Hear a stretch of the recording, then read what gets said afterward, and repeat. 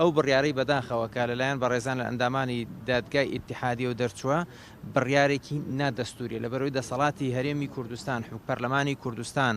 بەپێی دەستوری عێراقەوەی کە لە 2005 تەواوی 80% خەڵکی عێراق دەنگیان پێیاوە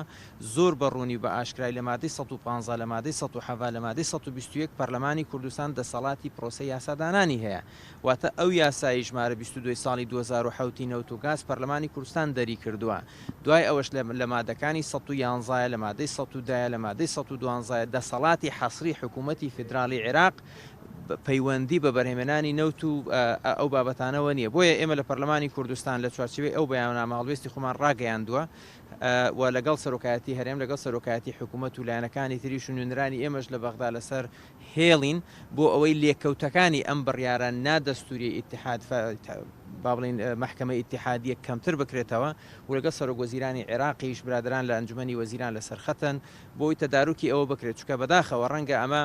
پەیوەست بێ بۆ دۆخە سیاسی کە ئێستا لە عێراقیش لە دوای انتخاباتات و تارە هەم لە ڕووی تەوقیتەوە چونکە ئەمە پرسیارە لای ئێمە لە 2012 ئەم مەلەفە لە محکمە ئیتحادی هەیە بوو ئێستا لەم تەوقیتە ئەم بابەتە ئەو ڕوژێنرا ئایا پەیوەندی بە دۆخی سیاسی دوای انتخاباتی عێراقی هیوادارین پەیوەندی بە وەلایەنەوە نەبێ بەڵام لەگەڵەوە شاگەلی کوردستان دڵنیاکەینەوە چ پەرلەمانی کوردستان چه سەرۆکایەتی هەرێم چه سەرۆکایەتی حکوومەت ئەم بابەتە پەیوەندی بە هیچ حیزبێکی سیاسیەوە نییە پەیوەندی بە تەواوی قوارەی دەستوری هەرێمی کوردستانەوە هەیە بۆی وەکو هەرێمی کوردستان هەر هەنگاوێک پێویست بکات ئەیگرینە بەر